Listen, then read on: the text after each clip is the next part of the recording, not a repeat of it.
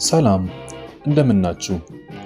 ይህ የድክ ድክ ኢንተርቴይንመንት የዩቲዩብ ገጽ ነው። ፕሮግራሙ ደግሞ ጃ መጽሐፍት የተሰኘ የመጽሐፍ ትረካ ፕሮግራም ነው።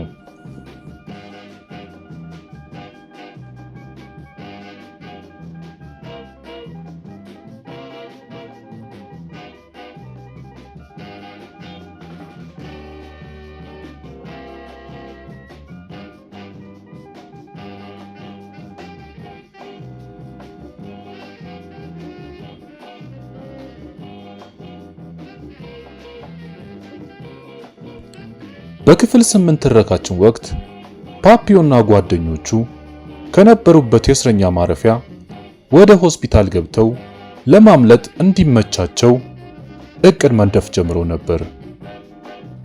በክፍል 9 የሚፈጠረውን አሁን እናቀርብላችኋለን። ፓፒዮ ክፍል 9 አሁን ይቀርብላችኋል።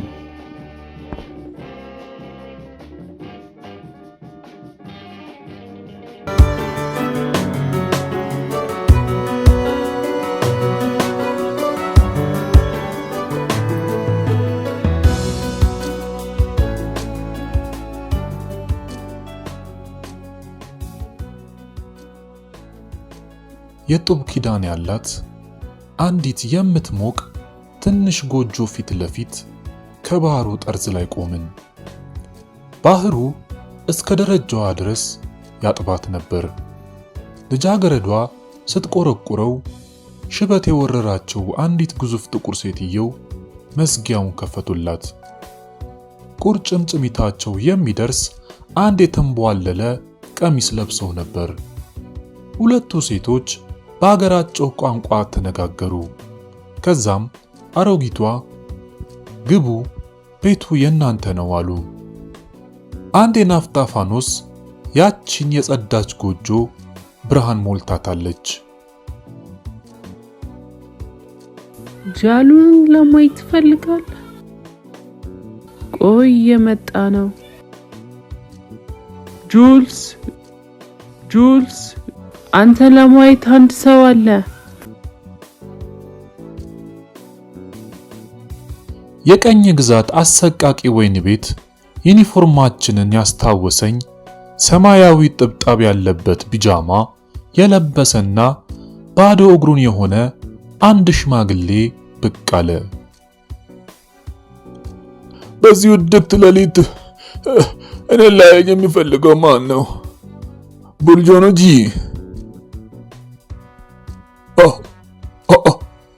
ፓፒዮ ሊሆን አይችልም። ፓፒዮ አቀፈኝ። አቀፍኩት። ፋኖሱን ቀረብ አድርጊው እስኪ ዶንጂ። የጥንቱ ጓደኛዬን ፊት ማየት ፈልጋለሁ። አዎ ራሱ ነው። አንተው ነህ። አንተ አሮጌ። በእርግጥም አንተው ነህ። እንኳን ደህና መጣ። ቤቴ ያለችኝ ትንሽ ገንዘብ፣ የሚስቴ የልጅ ልጅ ሁሉም ያንተ ናቸው ፓፒዮ። አምላኬ ሆይ የምትፈልገውን ለማዘዝ ትችላለህ። ፓፒዮ። ፔሮናውን፣ ሻምፓይኑንና ሬሙን ጠጣን። አልፎ አልፎ ጁሎ ይዘፍናል። እንዴት የመሰሉ ጊዜዎችን አብረን አሳለፍን መሰለ ባልንጀራዬ። ጀብዱ የመሰሉ ምንም ነገር እኮ የለም። ኮሎምቢያን፣ ፓናማን፣ ኮስታሪካን፣ ጃማይካን አዳረስኩ። ከዚያም በኋላ መቼውም ወንድ ከማያገኛት ግሩም ሴት ከቡልጆኔጂ ጋር እዚሁ ተቀመጥኩ። መቼ ነው የምትሄደው ፓፒዮ? እዚህ ብዙ ትቆያለህ እንዴ? አይ አልቆይም፣ አንድ ሳምንት ብቻ። እዚህ ምን ልትሰራ መጣ? ምን መሰለ፣ የቁማር ጠረጴዛዎችን በኮንትራት እንዲሰጠኝ ከካሶኒው ፕሬዝዳንት ጋር ለመዋዋል እየሞከርኩ ነው። ጓደኛዬ እስከ ዕድሜ ልክ አንተን እዚህ ከማቆየት የበለጠ ሌላ ምንም አልወድ። ባልንጀራዬ ግን ከዚያ የውሻ ልጅ ጋር ምንም ነገር አትስራ። ጥሩ ንግድ ማንቀሳቀስን ሲያይ በደቂቃ ሊያስገድል ይችላል። መጥፎ ሰው ነው፣ አላምነውም። በአንቺ በኩል ዶናጂ ለቱሪስቶች የሚቀርበውን ሳይሆን ትክክለኛውን የአስማት ትርኢትሽን አዘጋጂ። ለጓደኛዬ እውነተኛውን ነገር እንድትነግሪው ነው ምፈልገው። ጁሎ እንዲያመለጠ። ነገር ግን ዴጋ፣ ፈርናንዴዝ እና እኔ ገና በመጠባበቅ ላይ ነበርን። አልፎ አልፎ በመስኮት ላይ ያሉት ቋሚ የብረት ፍርግርጎችን እፈትሻቸዋለሁ። እውነተኛ የባቡር ሐዲድ ብረቶች ስለነበሩ በዚያ በኩል ምንም ማድረግ አልቻልኩም። እንዲያውም ገና መዝጊያው አለ። ሌት ከቀን 3 ዘበኞች እዚያው ተመድበዋል። ጁሎ ካመለጠ ጀምሮ ቁጥጥሩ እጅጉን ጠብቋል። የዘበኞቹ መቀያየር ወዲያውን ሆኗል። ዶክተሩም የቀድሞውን ተግባቢነቱን አቀዝቅዟል። ቻቴል ወደ ክፍል የሚመጣው መርፌ ለመውጋትና ሙቀት ለመለካት በቀን 2 ጊዜ ብቻ ነበር። 2 ሳምንት አለፈና እንደገና 200 ፍራንክ ለቻቴል ከፈሉ። ዴጋ ከማምለጥ በስተቀር ስለ የትኛውም ነገር ያወራ ነበር። ትላንት ጩቤዬን አየና አሁንም ይዛታል? ለምንድን ነው ያስከው? አለ። የኔና ያንተ ነፍስ የማተርፍ መስሎኝ አልኩት። በቁጣ መለስኩለት። ፈርናንዴዝ የስፓኝ ዜጋ ሳይሆን አርጀንቲናዊ ነበር። በተፈተነ አስቸጋሪ ጉዞ ውስጥ የሰለጠነ ደህና ሰው ነበር። ነገር ግን እርሱም እንደዚሁ በሽማግሌው ጋር አብሮ እየዋለ ተሰብኮ ስለነበረ የማምለጥ ሐሳቡን እየቀነሰው መጥቷል። አንድ ቀን ለዴጋ እንደዚህ ብሎ ሲያወራለት ሰማው። እንደዚህ ሳይሆን ለሴቶቹ በጣም ጤናማ ቦታዎች ናቸው ይባላል። ሙቀታቸው እስከዚህም አይደለም። እዚህ ወደ መጸዳጃ ቤት በመሄድ ብቻ በጀርሞች ትበከልና የደም ተቅማጥ ይዛል። እኛ ክፍል ከሚተኙት 7 ሰዎች መካከል 2ቱ በየቀኑ በደም ተቅማጥ ይሞታሉ። የሚያስገርመው ደግሞ ሁሉም የሚሞቱት ማዕበሉ ጋብ በሚልበት ወቅት ነው። ከሰዓት በኋላ ላይ ወይ ሲመሽ ነበር። ጧት ምንም ጊዜ ቢሆን የሚሞት ሰው የለም። ለምን ይሁን? የተፈጥሮ ሚስጥር ነው ወይስ ምንድን ነው? በዚያው ሌሊት ከዴጋና ከፈርናንዴዝ ጋር መመካከር ነበረብኝ። ቁልፍ ያዡ አረብ ሌሊት ሲሆን አንዳንድ ጊዜ ወደ ክፍል እየገባ አንሶላ ወደ ኋላ በመክፈፍና በጣም የጠናበትን በሽተኛ ይመረምራል ብዬ ነገርኳቸው። እርሱም መምታትና ዩኒፎርሙን መልበስ በጣም ቀላል ይሆናል። አንድ ጊዜ ከለበስኩ በኋላ ወደ ውጪ ወጣና ከአንደኛው ዘበኛ ጠመንጃ በመንጠቅ በእርሱ ላይ ወድሬ ወደ ክፍሉ እንዲገቡ በማስገደድ መዝጊያውን መሸጎር ነው። ከዚያም በሆስፒታሉ ግንብ ወደ ወንዙ ዳር ዘለን ውሃ ውስጥ በመግባት በማዕበሉ እየተገፋን ማምለጥ እንችላለን። ከዚያ ወዲያ ደግሞ የሚሆነውን እዚያው ሆነን እናያለን። ገንዘብ እስካለን ድረስ አንድ ጀልባና ምግብ ገዝተን ወደ ባህር ለመውጣት እንችላለን። እቅዱን ሁለቱም በየበኩላቸው ውድቅ አደረጉት። ችላ ማለታቸው ስለተሰማኝ በጣም ተስፋ ቆርጬ ነበር። ስለሆነም ቀኖች አለፉ። አሁን በሆስፒታል ውስጥ 3 ሳምንት ሊሆነን የቀረው 2 ቀን ብቻ ነው። ማምለጥ ለመሞከር የቀረን ጊዜ ቢበዛ ከ10 እስከ 15 ቀን ብቻ ነበር። ዛሬ አንድ የሚታሰብ ቀን ነው። ህዳር 21 1933 ዮሐንስ ኪሊሲዮ ወደ ክፍሉ መጣ። በቅዱስ ማርቲን ጸጉር ማስተካከያ ቤት አንድ ሰው ሊገድለው ሞክሮት ነበር። ለመታወር ተቀርቧል። አይኖቹ ምርግ ብሎ ተዘግተዋል። በመግል ተሞልቶም ነበር። ወዲያውን ቻቴል እንደወጣ እርሱ ጋር ሄድኩ። ሌሎች እስረኞች ከ2 ሳምንት በፊት ወደ ደሴቶቹ ሄደዋል። እርሱ ግን ወደ ኋላ ለመቅረት እንደተሳካለት ነገረኝ። እነርሱ ለመሄድ 3 ቀን ሲቀራቸው አንድ ባለስልጣን አስጠነቀቀኝ አለ። የጉሎ ዘይት ፍሬዎች አይኖቹ ውስጥ አስገባና በሚያብጡበት ጊዜ በቁስሉ ምክንያት ወደ ሆስፒታል መግባት ቻለ። ለሁሉም ነገር ወደ ኋላ የማይልና የማምለጥ ፍላጎት ያሳበደው ከመሆኑ የተነሳ ከተሳካለት ገድሎ እንኳን ለማምለጥ ወደ ኋላ ማይል ቆራጥ ሰው ነበር። 3000 ፍራንክ ነበረው። አይኖቹን በሙቅ ውሃ ከታጠበ ወዲህ ጥርት አድርጎ ለማየት ይችላል። የማምለጥ እቅዴን ገለጽኩለት፣ ወደደልኝ። ነገር ግን ዘበኞቹ በድንገት የምናጠቃ ከሆነ እኛ 3 መሆን ይኖርብናል አለ። የአልጋዎችን እግሮች አውልቀን እያንዳንዳችን አንድ እግር ከያዝን ሁሉንም በአንድ ጊዜ መምታት እንችላለን። እርሱም እንደሚለው ጠመንጃቸውን ብንነጥቃቸው እንኳን ቆርጠን እንደማንተኩስባቸው ስለሚያምኑ ቢያንስ 20 ያርድ ከማይርቀው ጅሎ ካመለጠበት ሕንፃ የሚገኙ ዘበኞችን ሊያስጠነቅቁብን ይችላሉ። የመጀመሪያው ማምለጥ።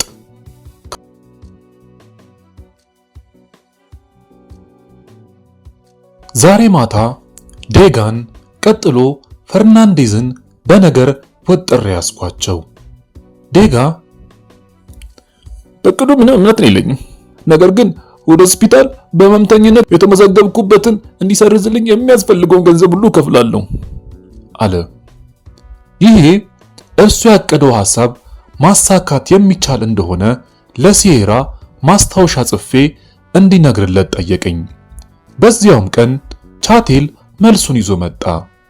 ማስታወሻዋ ህመምተኞች መሆናችሁን ለማሰረዝ ለማንም ሰው ገንዘብ እንዳትከፍሉ፣ ትዕዛዙ የሚወጣው ከፈረንሳይ ስለሆነ ማንም ቢሆን ሌላው ቀርቶ የጠባይ ማረሚያው አዛዥ እንኳን ለመፍቀድ አይችልም። ደፋር ከሆንክ ለማምለጥ ሞክር። ነገር ግን ማና የተባለችው መርከብ ወደ ደሴቶቹ ከሄደች ከአንድ ቀን በኋላ ብቻ መሆን ይኖርበታል ትላለች። ወደ ደሴቶቹ ከመሄዳችን በፊት 8 ቀን ቀርቶን ነበር። ከሆስፒታሉ ክፍላችን ይልቅ ከዚያ ማምለጡ ይበልጥ የተሻለ መሆኑን ማሰብ ጀመርኩ። የሚያስፈልግ ከሆነ ከኔ ጋር የሚነጋገርና አንድ ጀልባ ከሆስፒታሉ በስተጀርባ የሚያዘጋጅልኝ ነፃ የወጣ አንድ እስረኛ እንደሚልክልኝ በዛችሁ ማስታወሻ ላይ ሲየራ ገልጾልኝ ነበር። ከ2 ዓመት በፊት የዶክተር ቦግራትን ማምለጥ ያቀነባበረው ስሙ ኢዮአስ የተባለ አንድ የቶሉስ ቀበሌ ተወላጅ ነበር። እርሱን ለማነጋገር ስል ራጅነት ሳለው በማለት ወደ ሌላ ሕንፃ መሄድ ነበረብኝ። ያ ክፍል የተሰራው ከሆስፒታሉ ሕንፃ ግድግዳ ጋር ተያይዞ ስለነበረ ነፃ ለወጡ እስረኞች መገኛ የምስጢር መሿለኪያ ነበር። ከሳምባዬ በታች ከተነሳው ዶክተሩ ሊታየው ስለሚችል ራጅ ከመነሳቴ በፊት የገንዘብ መደበቂያ ቱቦዬን ማውጣት እንዳለብኝ አስጠነቀቀኝ። ኢዮአስን ወደ ራጅ ክፍሉ እንዲልክልኝና እኔም ከቻቴል ጋር አብሬ ወደዛ እንድላክ ለሲያራ አንድ ማስታወሻ አስተላለፍኩ። ከነገ ወዲያ በ3 ሰዓት እንደሚሆን በዛው ሌሊት ሲያራ ነገረኝ። በሚቀጥለው ቀን ዴጋና ፈርናንዴዝ ከሆስፒታል ለመውጣት አመለከቱ። ማና በዚያ ዕለት ጠዋት ሄዳ ነበር። ካምፕ ከሚገኙ ክፍሎቻቸው ለማምለጥ ምኞት አላቸው። መልካም ዕድል እመኝላቸዋለሁ። የኔ ዕቅዶች ግን አልተለወጡም። ኢዮአስን አገኘሁት። 2 አስቀያሚ ጠባሳዎች በልዞ ፊቱ ላይ አግድም የተሰመረበትና እንደተለበለበ ዓሳ ድርቅ ያለ ነበር። ነፃ የወጣ ሽማግሌ እስረኛ ነበር። ሁል ጊዜ አንዱ አይን ያለቅሳል። አስቀያሚ ፊትና ዛላ ነበረው። እምነት አላደረብኝም። የዚህም እውን መሆን ወደፊት ሊረጋገጥ ነው። በጥድፊያ ተነጋገርን። ለ4 ወይም ቢበዛ ለ5 ሰዎች የምትሆን አንዲት ጀልባ ላዘጋጁልህ ይችላሉ። 1 በርሜል ውሃ፣ ምግብ፣ ቡና፣ ቱምባሆ፣ 3 መግዘፊያዎች፣ ባዶ የዱቄት ከረጢቶች፣ ዋናውን የንፋስ ሸራና የአቅጣጫ ማስተካከያ ሸራ የምትሰፋበት ክርና መርፌ፣ 1 ካምፓስ፣ 1 ቆንጮራ፣ 1 ጩቤና 5 ሊትር ሩም። ይህን ሁሉ በ2500 ፍራንክ ላዘጋጅልህ እችላለሁ።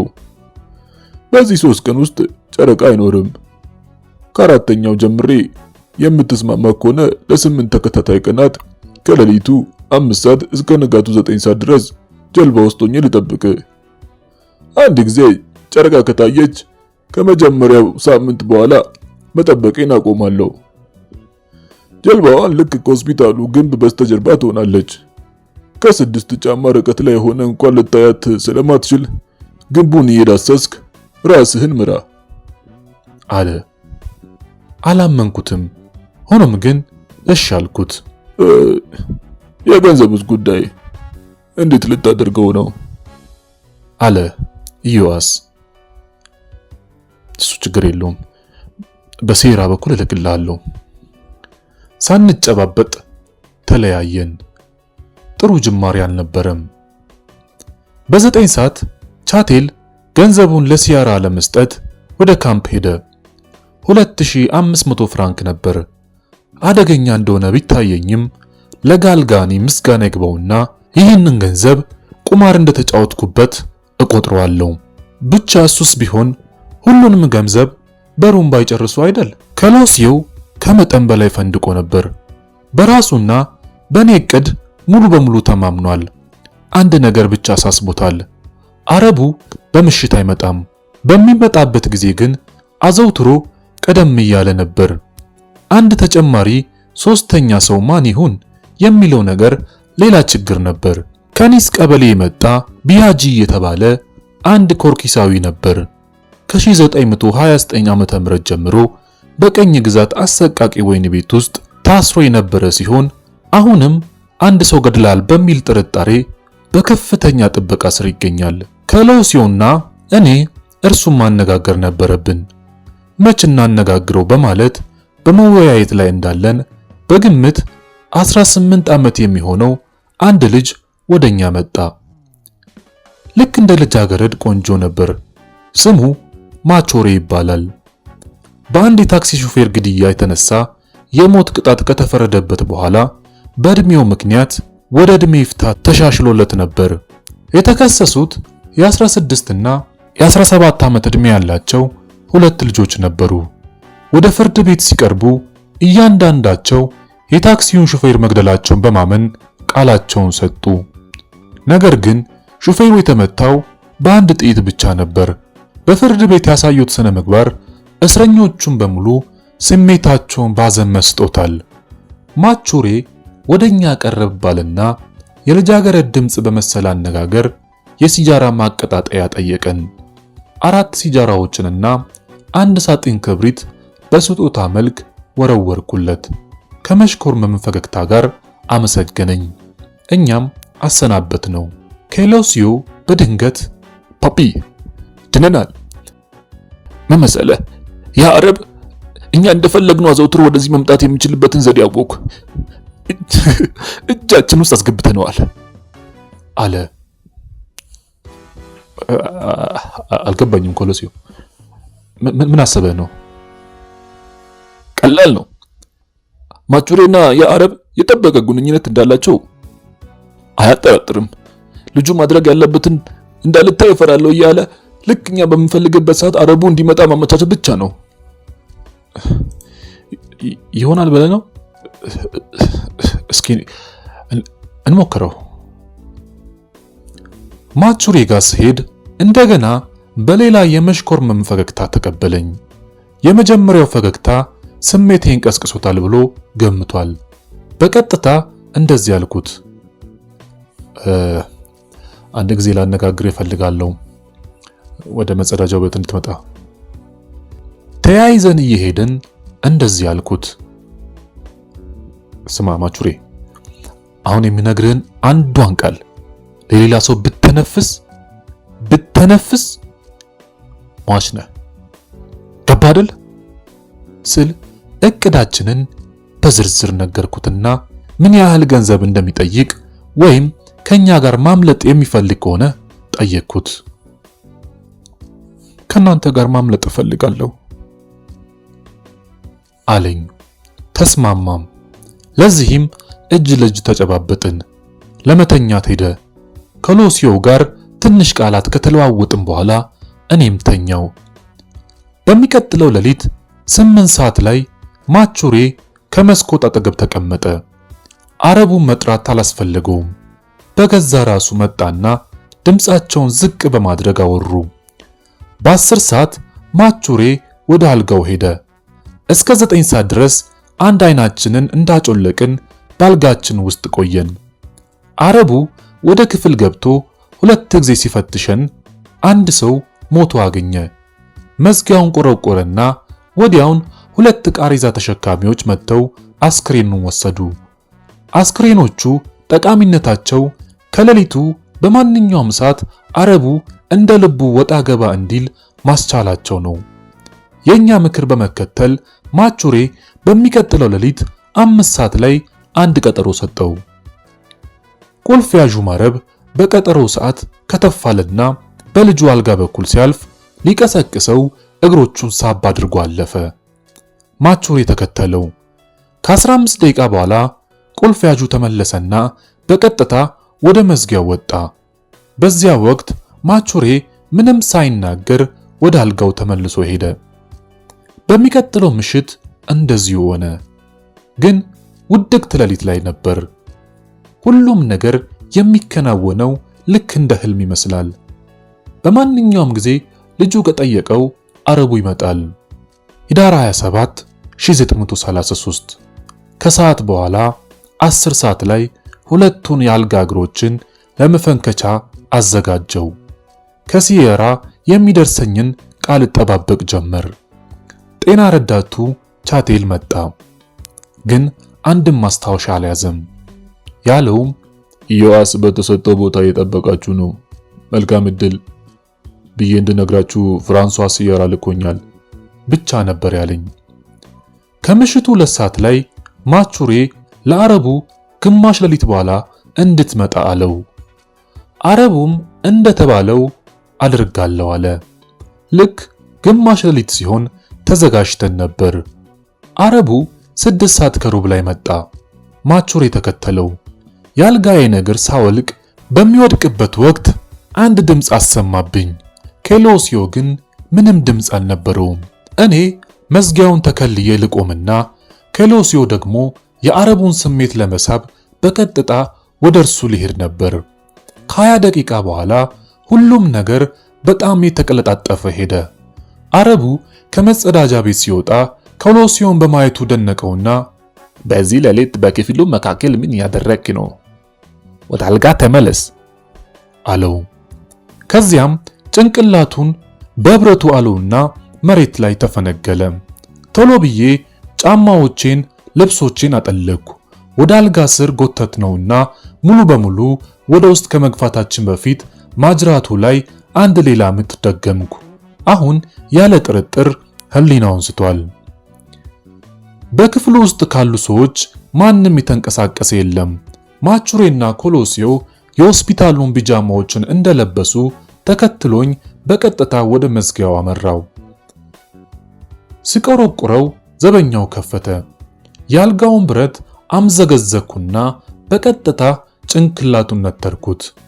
ከኛ ፊት ለፊት ያለው ሌላ ዘበኛ ካርባይኑን ጣለው።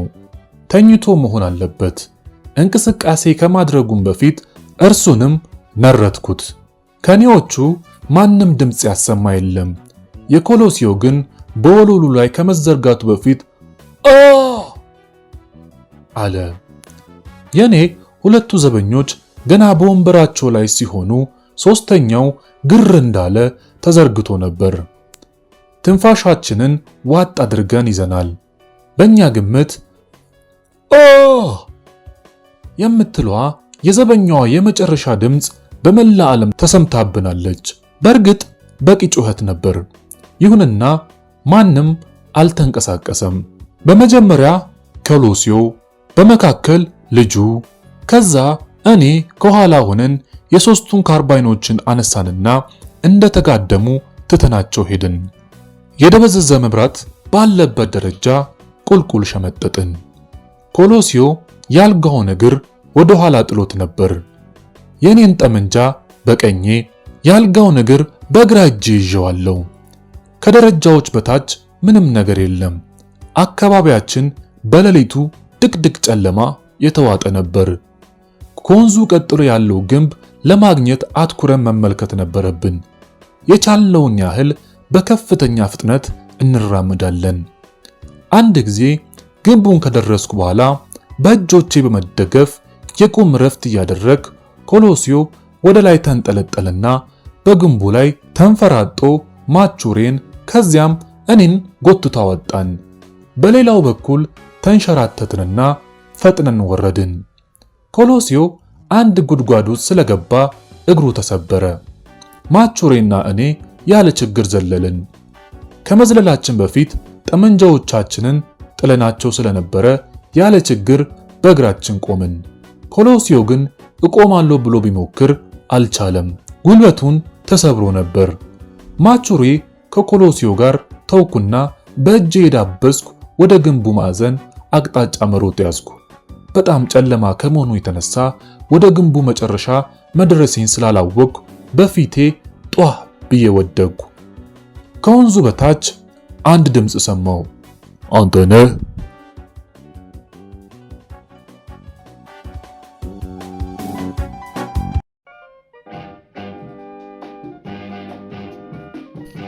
ፓፒዮ ክፍል 9 እንዳደመጣችሁ ተጠናቋል። በክፍል 10 የሚፈጠረውን ለማድመጥ ይህንን ቻናል ሰብስክራይብ በማድረግና የደወል ምልክቷን በመጫን ቤተሰብ ይሁኑ። ፓፒዮ ክፍል 9 እንዲህ ተጠናቋል።